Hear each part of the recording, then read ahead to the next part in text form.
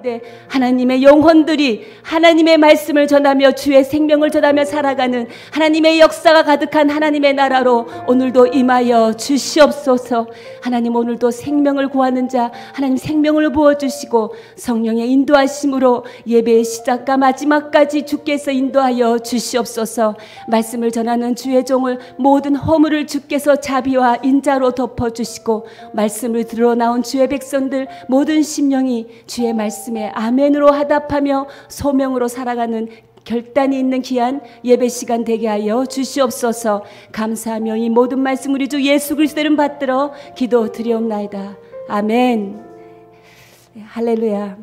오늘도 우리의 인생 가운데 하나님의 말씀이 우리를 인도하여 주심을 믿습니다.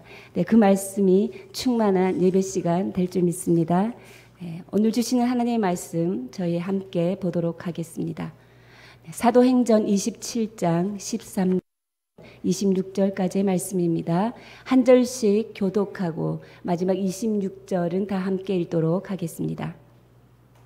남풍이 순하게 불매 그들이 뜻을 이룬 줄 알고 닻을 감아 그레데 해변을 끼고 항해하더니 얼마 안 되어 섬 가운데로부터 유라굴로라는 광풍이 크게 일어나니 배가 밀려 바람을 맞추어 갈 수 없어 가는 대로 두고 쫓겨가다가 가우다라는 작은 섬 아래로 지나 간신히 거루를 잡아 끌어올리고 줄을 가지고 선체를 둘러감고 스리디스에 걸릴까 두려워하여 연장을 내리고 그냥 쫓겨갔더니 우리가 풍랑으로 심히 애쓰다가 이튿날 사공들이 짐을 바다에 풀어버리고 사흘째 되는 날에 배의 기구를 그들의 손으로 내버리니라.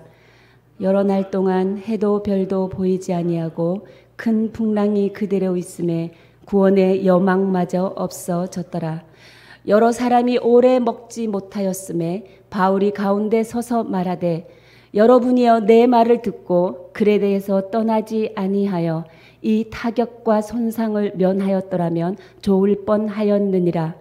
내가 너희를 권하노니 이제는 안심하라. 너희 중 아무도 생명에는 아무런 손상이 없겠고 오직 배뿐이리라. 내가 속한 바 곧 내가 섬기는 하나님의 사자가 어젯밤에 내 곁에 서서 말하되 바울아 두려워하지 말라. 내가 가이사 앞에 서야 하겠고 또 하나님께서 너와 함께 항해하는 자를 다 내게 주셨다 하였으니 그러므로 여러분이여 안심하라. 나는 내게 말씀하신 그대로 되리라고 하나님을 믿노라. 다 함께 읽겠습니다. 그런즉 우리가 반드시 한 섬에 걸리리라 하더라. 사람들이 하나님의 말씀보다 세상의 말에 더 귀를 기울이는 이유가 있습니다. 어제 본문 12절 저희가 한 번 더 눈으로 보시겠습니다. 12절을 백부장과 많은 사람들, 선주, 선장, 그리고 그 배에 탄 많은 상인들, 그리고 선원들이 있겠죠. 그들이 경제적인 힘의 논리와 그리고 다수의 논리로 인하여 미항에서 겨울을 나자라고 하는 바울의 제안을 거절하고 바울의 권함을 무시하고 베닉스로 떠날 것을 결정하게 됩니다. 베닉스로 가려는 이유가 무엇이겠습니까? 베닉스는 어떤 곳입니까? 문화시설, 주거시설 이런 생활 면에서 겨울을 나기에 굉장히 편리한 지역이었습니다. 사람들이 하나님의 말씀보다 세상의 말에 더 귀를 기울이는 이유 첫 번째는 편리함을 추구하기 원하기 때문입니다. 네, 물론 편리한 것이 나쁜 것은 아닙니다. 우리도 가능한 한 편리를 추구하는 것이 좋습니다. 그러나 하나님의 뜻에 어긋나는 편리라면 그것은 궁극적으로는 우리를 불편하게 하는 것이라는 것입니다. 특히 신앙생활에서 우리가 좀 편하게 믿어보자 이런 마음의 유혹을 받을 때가 있습니다. 제가 이전에 다니던 교회에 주일 예배가 라이브로 TV로 중계되기 시작하던 때였습니다. 왠지 모르게 교회에서 성도들에게 이렇게 생중계, 예배를 생중계해주는 편리함을 제공하는데 내가 이 편리함을 좀 이용해야겠다라는 마음이 들어왔습니다. 그 당시 한참 아이를 키운다고 힘들 때였어요.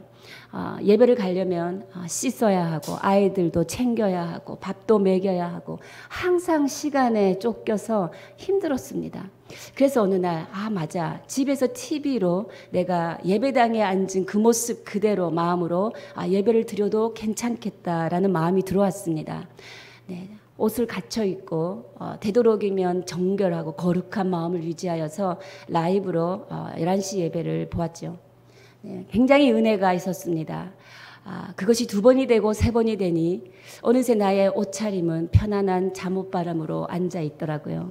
심지어 어느 순간 나의 손에는 커피 잔까지 들고 예배를 본 기억이 났습니다. 오늘 말씀을 묵상하면서 편리한 것만이 좋은 것은 아니다.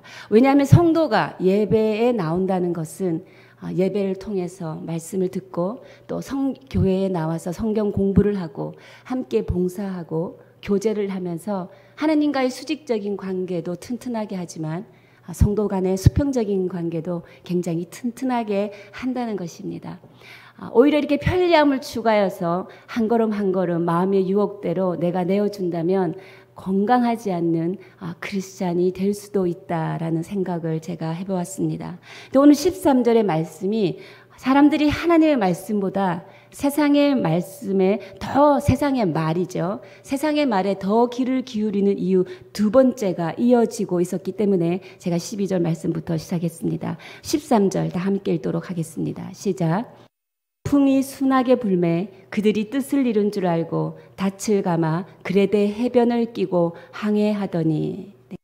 그들이 그런 결정을 하고, 어떤 결정입니까? 베닉스로 가기로 한 결정이지요. 그 결정을 하고 떠났는데 남풍이 너무 순하게 부는 거예요. 우리가 어떤 일을 결정하고 나갔는데 환경들이 열리는 것을 보면 이것이 하나님의 뜻이구나. 내가 기도하지 않고 시작했는데 환경이 잘 열릴 때가 있습니다. 그래, 하나님이 이번 일을 성공시켜 주시겠구나라는 그 마음이 있죠. 네. 우리가 눈에 보이는 환경이 열린다고 해서 그 결과가 끝까지 순조롭지는 않다는 것이지요. 하나님의 뜻에 어긋난 일도 어느 만큼은 성공할 것이다 라는 요행이 우리 안에 있기 때문에 우리가 하나님의 말씀보다 세상의 말에 귀를 기울이는 이유가 되는 것입니다. 그렇게 선장과 그리고 이 백부장 율리오는 의기양양했겠죠. 역시 우리가 현명한 결정을 하였다. 남풍이 불고 그들의 뜻을 이룬 줄 알았답니다. 그래서 그레데 해변을 끼고 항해하기 시작했죠.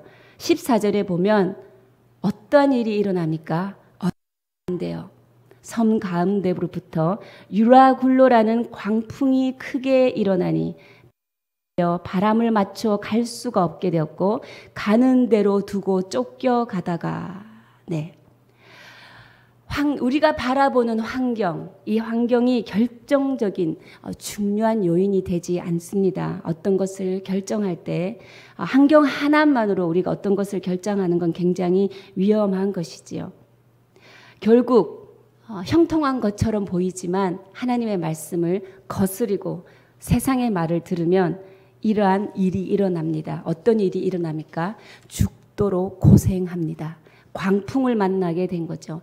광풍을 만나니 배가 바람에 맞서게 되어서 표류하게 됩니다. 그리고 쫓겨가게 되죠. 배가 항해를 지도를 가지고 목적지를 가지고 가는 게 아니라 쫓겨간다라는 것이죠. 바람 부는 대로 흘러간다라는 것입니다. 어제 말씀에 하나님의 말씀에 붙들린 인생은 목적지가 정해져 있다라고 제가 말씀드렸습니다. 그것은 하나님께서 그 인생을 작정하셔서 그 하나님이 원하는 목적지로 하나님이 인도하시기 때문입니다. 근데 세상의 말을 듣고 결정한 것은 결국은 바람이 부는 대로 흘러가는 대로 쫓겨가는 결과를 우리가 볼 수 있는 것입니다.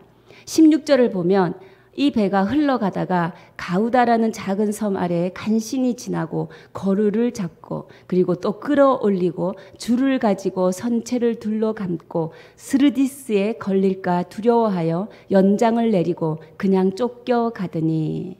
네, 지금 여러분 이 배가 계속 표류를 하고 있는데 심지어 이제 그 배 옆에 달려있는 구명보트를 걷어 올리고 있습니다. 왜 걷어 올리냐면 스르디스에 걸릴까 두려워한다라는 것입니다. 이 스르디스라는 것은 리비아 해안의 모래바닥입니다. 리비아 해안의 모래바닥은 조류의 교착이 굉장히 심한 곳이라서 고대부터 선원들이 이 스르디스 지역을 지나갈 때는 두려워했습니다. 조류가 만나는 여울이 생기는 곳이지요. 그러면 모래바닥이 낮아졌다가 갑자기 모래탑을 쌓고 높아지기도 합니다. 그럼 배가 거기에 걸리는 것이지요. 모래바닥의 유동이 굉장히 심한 지역입니다. 스르디스에 걸릴까 봐 구명보트도 안으로 다 집어넣고 있습니다. 그러면서 또 배에 필요한 연장을 다 내릴 수밖에 없고 또 쫓겨갑니다. 목적지를 알 수가 없죠. 그리고 18절에 보면 우리가 풍랑으로 심히 애쓰다가 이튿날 짐을 바다에 풀어버리고 사흘째 되는 날에 배의 기구를 그들의 손으로 내버리니라. 20절 다 함께 읽겠습니다. 여러 날 동안 해도 별도 보이지 아니하고 큰 풍랑이 그대로 있음에 구원의 여망마저 없어졌더라. 위기 상황 가운데 쫓기고 쫓기는 상황. 우리가 인생을 살아보면 우리의 가정도 하나님의 말씀에 제대로 서 있지 못할 때 흘러가는 대로 사건의 중심이 되어서 그냥 쫓기는 삶을 살았던 기억도 있습니다. 또한 한 나라도 마찬가지인 거죠. 정치와 경제와 교육과 문화 이 모든 면에서도 쫓기듯이 사람의 여론몰이에 그때그때마다 바뀌면 나라가 굉장히 불안해지는 것입니다. 가정이나 나라나 기초부터 차근차근 쌓아져야 할 것입니다.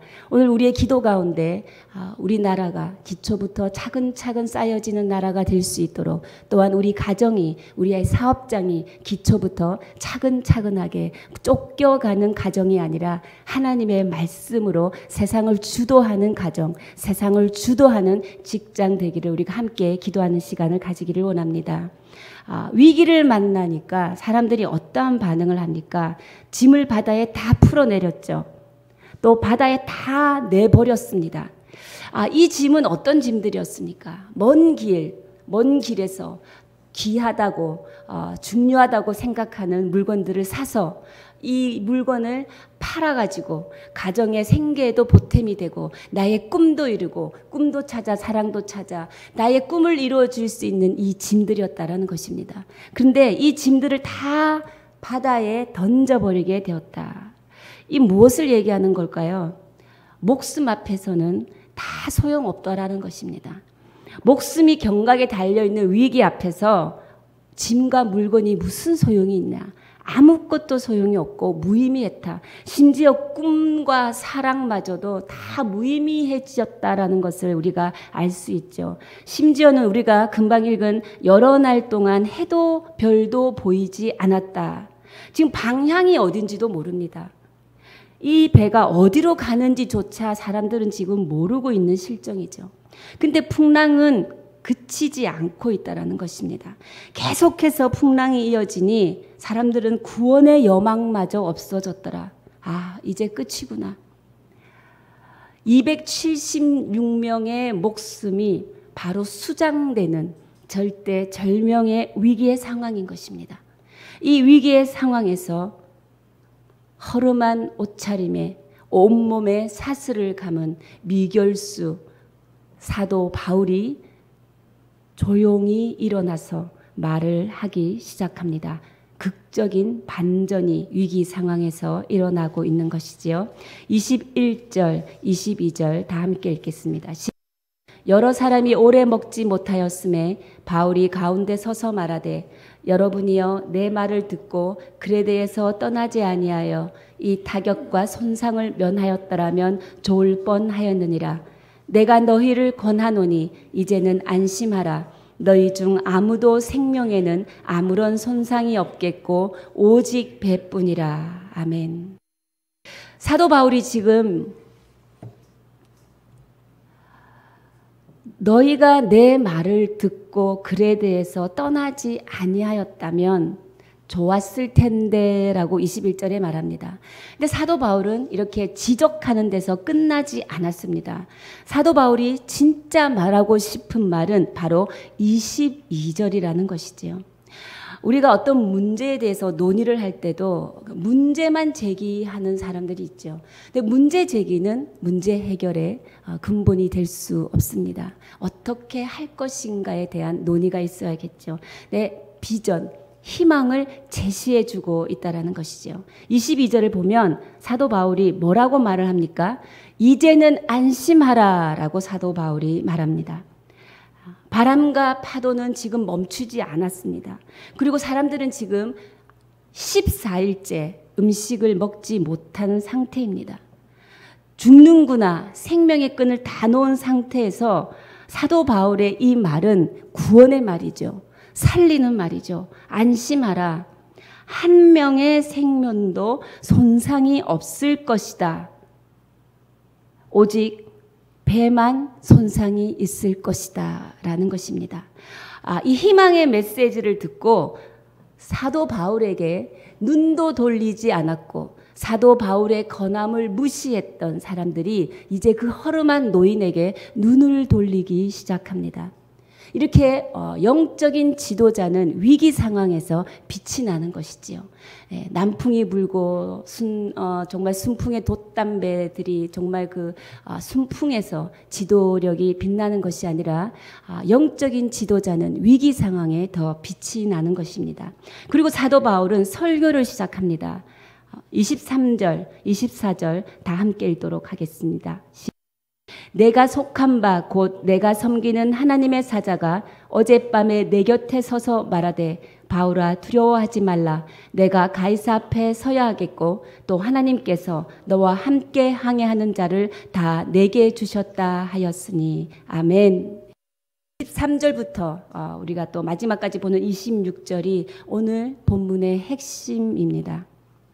사도 바울은 자신의 정체성에 대해서 먼저 분명하게 얘기합니다. 왜냐하면 내가 말하는 이 말씀이 누구로부터 왔다라는 것을 분명하게 밝히기 위한 것이지요. 뭐라고 합니까? 내가 속한 바. 나는 하나님께 속한 사람이다.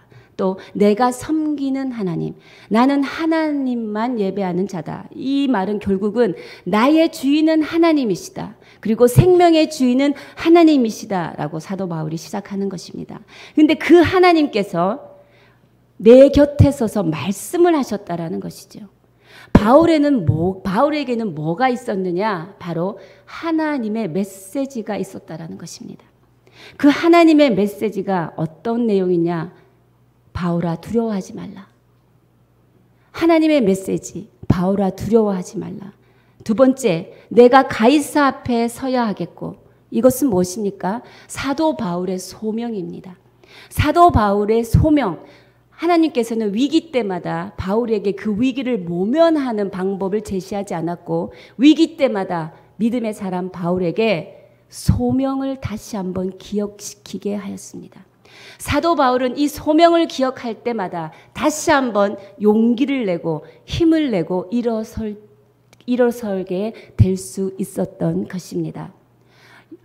메시지를 담은 자는 죽어가는 공동체에게 희망의 길을 그리고 희망의 메시지를 선포할 수 있게 되는 것입니다. 사도 바울은 뭐라고 합니까? 하나님께서 너와 함께 항해하는 자를 다 내게 주셨다 하였습니다. 사도 바울과 함께 너와 함께 하기 때문에 내가 그들을 다 살릴 것이다. 이렇게 하나님의 메시지가 있는 사람은 그 메시지가 있는 사람 때문에 그 환경이 바뀌어집니다. 그 환경이 살아납니다. 그 나라가 살아나며 그 시대가 하나님의 역사로 바뀌는 것입니다. 바로 오늘 여러분이 바로 하나님의 메시지를 담은 사람이 되셔서 여러분이 계신 가정, 여러분이 계신 직장, 공동체가 하나님 나라 역사로 바꿔지는 역사가 일어나기를 주님의 이름으로 축복합니다. 이렇게 메시지를 가진 자는 소명의식을 가지게 되죠. 사도 바울이 감옥을 향하는 로마로 끝까지 갈 수 있었던 것은 그에게는 소명이 있었기 때문입니다. 사랑하는 여러분, 여러분이 오늘 이 아침 이 시간 더 자고 싶은 유혹을 뿌리치고 나온 이유가 무엇입니까? 그것은 하나님의 말씀을 듣기 위한 것이죠. 왜 말씀을 들으십니까? 말씀이 있어야 내가 다시 살아갈 힘을 얻기 때문입니다. 그 말씀이 있어야 내가 인생의 항해 가운데 바람 부는 대로 쫓기면서 사는 것이 아니라 오늘 들은 말씀을 붙잡고 그 말씀이 인도하는 대로 내가 결단하고 걸어가리라 하는 그 길이 정해져 있는 길을 가고 싶기 때문에 여러분 오늘 말씀을 들으러 나온 것입니다. 사도 바울도 마찬가지인 것이죠. 사도 바울은 메시지가 있었기 때문에 하나님의 말씀이 있었기 때문에 그는 절대로 이 소명을 이루는 것에 지치지 않았습니다. 이 소명에 있는 자는 절대 포기하지 않는다라는 것입니다. 소명이 있는 자, 하나님에게 하나님과 함께 소명으로 동행하는 자, 그는 어떻게 사는 사람인가? 우리 25절, 26절 다 함께 읽도록 하겠습니다. 시작. 그러므로 여러분이여 안심하라. 나는 내게 말씀하신 그대로 되리라고 하나님을 믿노라. 그런즉 우리가 반드시 한 섬에 걸리리라 하더라. 바울의 마음속에 이 인생의 여정, 복음의 여정을 갈 수 있게 된 것은 자신의 확신도 아니었습니다. 바울 자신의 긍정적인 생각도 아니었습니다.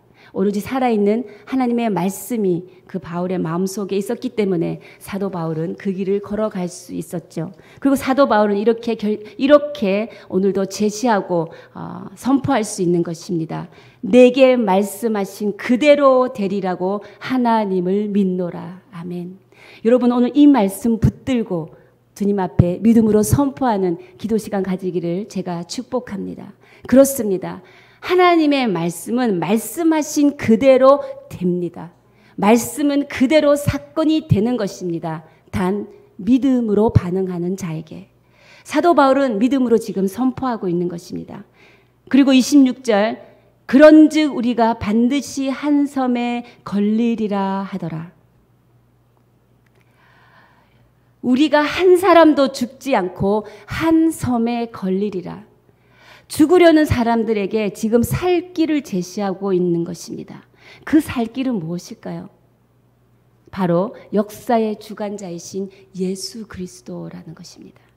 바로 그 한 섬, 우리가 쫓기다가 하나님의 말씀이 그대로 이루어진다는 그 믿음을 가졌을 때 풍랑의 한가운데 섬에 우리가 걸려서 살아날 수 있다라는 것이죠.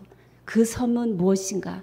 바로 이 모든 것을 주관하시는 광풍을 주도하고 강풍을 열고 강풍을 중단하고 모든 주권을 가지신 바로 예수 그리스도에게 우리는 걸릴 것이다 라고 살아날 수 있는 비전을 지금 희망의 메시지를 사도 바울은 죽어가는 공동체에 전하고 있다라는 것입니다. 오늘 제가 말씀의 제목을 이렇게 정했습니다. 교회가 세상에 들려줄 희망. 여러분 제목을 들었을 때 여러분 대답할 수 있겠죠. 교회가 세상에 들려줄 희망이 무엇이겠습니까? 예수 그리스도입니다. 바로 하나님의 말씀입니다. 지금 이 세상은 267명을 태운 여러 각 종류의 꿈을 싣고 사랑을 싣고 자기 인생의 성공을 꿈꾸며 항해를 하고 그들의 최종 목적지는 어디일까요? 하나님의 법정이겠죠. 지금 이 배는 세상 안에 있는 항해를 시작하고 있는 하나님의 법정으로 향하고 있는 이 배는 세상이라고 말할 수 있습니다. 이 배에 담겨져 있는 많은 사람들은 인생의 축소판입니다. 여러 사람들이 꿈을 가지고 다 탔죠. 근데 이들이 광풍을 만난 거죠. 다 죽게 되었습니다. 다 죽게 된 죽음만 엄습하는 세상 한가운데 교회는 무엇을 전해야 하겠습니까? 바로 희망의 메시지, 오직 예수 그리스도를 전해야 할 것입니다. 왜? 교회는 하나님의 말씀을 맡았기 때문입니다. 교회는 건물적인 교회가 그 희망의 메시지를 전해야 한다라고 생각하십니까? 우리 자신이 교회입니다. 여러분을 통해서 세상을 살리는 희망의 메시지 반드시 전해져야 합니다. 예수 그리스도, 오직 예수, 그분만이 살 길이라는 것을 여러분을 통해서 반드시 전해져야 한다라고 오늘 사도 바울은 본인이 설교를 통해서 우리에게 말하고 있다라는 것입니다. 어떻게 말하면 희망을 말하는 것이 사치처럼 여겨지는 시대에 우리가 살고 있습니다. 그러나 누가 죽어가는 이 세상을 향하여 희망의 메시지를 전해줄 수 있습니까? 교회가 세상에 들려줄 희망은 바로 예수 그리스도입니다. 하나님은 희망의 하나님이십니다. 하나님만이 희망을 창조하실 수 있습니다. 교회가 세상에 던져야 하는 희망의 메시지는 바로 하나님의 말씀이지요. 우리 영혼 가운데 하나님의 말씀, 메시지가 담겨져 있으면 우리는 절대 무너지지 않습니다. 어떠한 광풍이 우리 가운데 올지라도 우리는 절대 목숨을 잃지 않습니다. 우리 모두는 한 섬에 걸릴 것입니다. 바로 예수 그리스도. 그분 안에서 우리는 새 생명을 얻을 것이며 예수 그리스도 그 이름만이 우리의 미래의 이름이 되는 줄 믿습니다. 결국 어떻게 됩니까? 하나님의 메시지를 담은 자의 말 그대로 됩니다. 한 섬에 걸리리라. 44절을 보면요, 모두가 구조된다라고 표현하고 있습니다. 하나님의 메시지를 붙들고 있는 자가 결국은 주도권을 가지게 됩니다. 그전에는 누가 주도권을 가졌습니까? 물리적인 힘을 가진 백부장 율리오가 이 배의 주도권을 가졌죠. 결정을 하였죠. 그런데 이제는 하나님의 말씀을 담은 자가 이 배에, 이 세상 한가운데 주도권을 가지게 되는 것입니다. 여러분 말씀을 담으십시오. 메시지를 담기를 축복합니다. 그러면 여러분이 이 세상에서 주도권을 가지고 세상의 역사를 구원의 역사로 바꿀 수 있는 희망의 메신저가 될 줄 믿습니다. 여러분은 오늘 세상 한복판에서 소명자로 부름받았습니다. 그 일터 가운데서 여러분에게 맡겨진 그 소명을 잘 이루어 나가시고 또 여러분을 통하여서 세상 한가운데 죽어가는 모든 영혼 가운데 희망의 메시지 예수 그리스도를 전하는 하루 되시기를, 그런 인생 되시기를 주님의 이름으로 축복합니다. 우리 함께 기도하시겠습니다.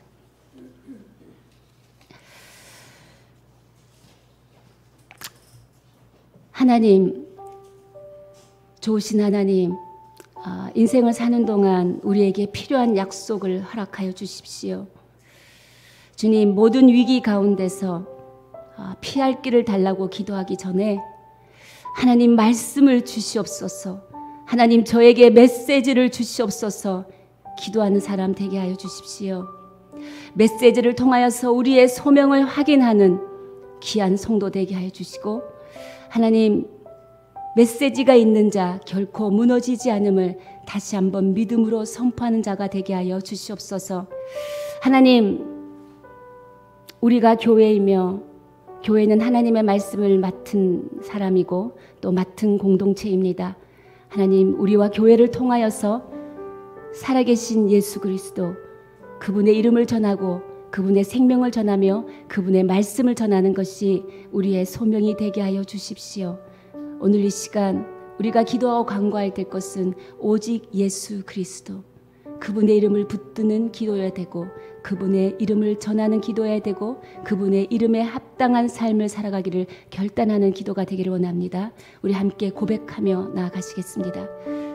좋으신 하나님, 말씀의 하나님, 희망의 하나님, 소망의 하나님, 살리시는 하나님, 광풍의 위기 가운데서도 하나님 예수 그리스도를 믿는 하나님의 성도들은 절대로 무너지지 않음을 오늘도 말씀을 통해 알게 하시니 감사합니다. 하나님, 오늘도 예수 그리스도 그 이름은 우리를 살리는 이름이요, 우리에게 생명을 주는 이름이요, 우리에게 빛을 주는 이름임을, 하나님 인간의 역사가 하나님 예수 그리스도 안에서 이루어짐을 하나님 선포하며 나아가게 하여 주시옵소서. 하나님 예수 그 이름 오직 예수, 오늘도 예수의 영을 우리 가운데 부어 주시옵소서. 그리하여 예수의 영으로 우리가 충만하게 하여 주시고, 그 충만한 우리가 하나님 그 예수를 이름을 전하며 하나님 소명을 가지고 메시지를 담으며 이 세상 한가운데 가운데서 표류하지 아니하고 하나님 우리가 나아가는 목적지를 향해 주도권을 가지고 나아갈 수 있도록 말씀으로 세상을 다스리는 자로 살아갈 수 있도록 주님 인도하여 주시옵소서. 하나님 오늘도 예수 그리스도를 전하는 자가 되어서 세상에 희망의 메시지를 전하는 자가 되게 하여 주시고, 우리 자신이 희망을 담은 자가 되게 하여 주시옵소서. 절망하지 않게 하여 주시고 탄식하지 않게 하여 주시고, 하나님 소망을 잃은 자처럼 살아가지 않게 하여 주시며, 하나님의 말씀을 담은 자로 이 소망을 품고 이 소망을 전하는 자로 살아갈 수 있도록 인도하여 주시옵소서.